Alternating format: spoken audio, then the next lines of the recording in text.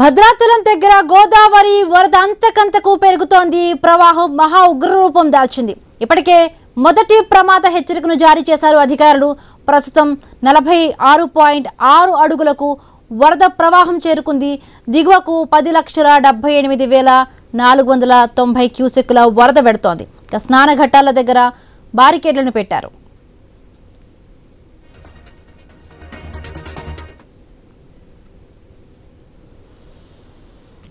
భద్రాచలం గోదావరి దగ్గర వరద అంతకంతకు పోటెత్తుతోంది. గోదావరి నది ఉగ్రరూపం దాల్చింది. ఇప్పటికే మొదటి ప్రమాద హెచ్చరికను జారీ చేశారు. రైట్, మరిన్ని పూర్తి అప్డేట్స్ మా కరెస్పాండెంట్ నవీన్ అందిస్తారు. నవీన్,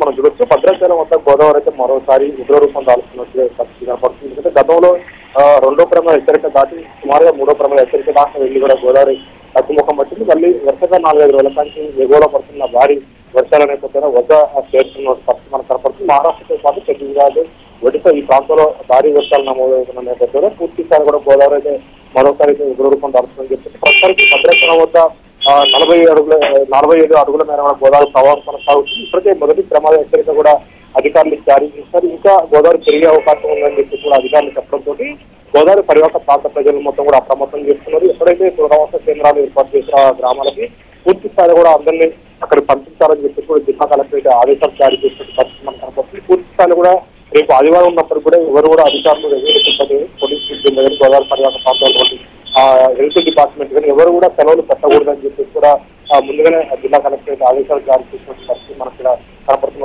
పరిస్థితి ఉంది. ఎందుకంటే పూర్తి స్థాయి కూడా గోదావరి మళ్ళీ పెరిగే అవకాశం ఉంటుంది. ఎందుకంటే గతంలో గోదావరి రెండో ప్రమాద హెచ్చరిక దాటి ఇక్కడ భద్రాచలం దగ్గర అయితే ప్రవహించిన పరిస్థితి మనం చూడవచ్చు. అప్పటికే పునరావాస కేంద్రాలకు కూడా మొత్తం కూడా అక్కడ ఉన్నటువంటి ఎవరైతే ఉంటారో పూర్తి స్థాయి ఆ ప్రజలు మొత్తం కూడా తరలించుకోవడం పరిస్థితి మనం చూడవచ్చు. మళ్ళీ పునరావాస కేంద్రాలకు తరలించాలని చెప్పేసి చెప్పడుతుంది. గోదావరి పరివాహక ప్రాంతాలు ఏవైతే ముఖ్యం కూడా అవుతున్నాయో ఆ గ్రామాలను మొత్తం కూడా ఖాళీ చేపించే ప్రయత్నంలో అయితే పోలీసులతో పాటు రెవెన్యూ సిబ్బంది అంతా కూడా చేస్తున్న పరిస్థితి మనం చూడవచ్చు. వాళ్ళు సురక్షితంగా ఏదైతే పునరావాస కేంద్రాలను తరలించుకోవడం పరిస్థితి ఇక్కడ కనపడుతుంది. అంతేకాకుండా హెల్త్ డిపార్ట్మెంట్ కి సంబంధించిన టీములు మాత్రం కొన్ని పడవల ద్వారా పోయి కొన్ని గ్రామాలు అయితే ఉంటాయి. లక్ష గ్రామాలు ఖచ్చితంగా వాళ్ళు అక్కడే ఉండాలి. ఎమర్జెన్సీ కేసులు ఉంటాయి కాబట్టి పూర్తి స్థాయి అంబులెన్స్ కూడా తిరిగే అవకాశం ఉండదు. ఎందుకంటే పూర్తిగా మొత్తం రోడ్లని పోటెత్తున్నారు. అంతేకాకుండా వాగులు మొక్కలు కూడా పూర్తి స్థాయి కూడా పొట్టుకోవాలన్నట్టు గోదావరి పరివాహక ప్రాంతాలు మొత్తం కూడా గోదావరి పోటెత్తుంది. పూర్తి స్థాయిలో కొన్ని గ్రామాలకైతే ఆ భద్రతలు ఏదైతే ఇప్పటికే రాకపోవడం నిలిచినంత పరిస్థితి కనపడుతుంది. అంతేకాకుండా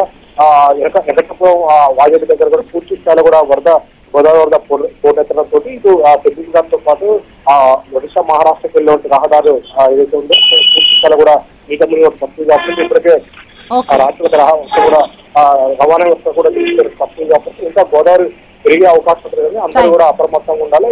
పూర్తి స్థాయిలో కూడా అప్రమత్తంగా ఉండాలని చెప్పి చెప్తున్నారు ఇక్కడ. Right, thank you Naveen, thanks for the updates.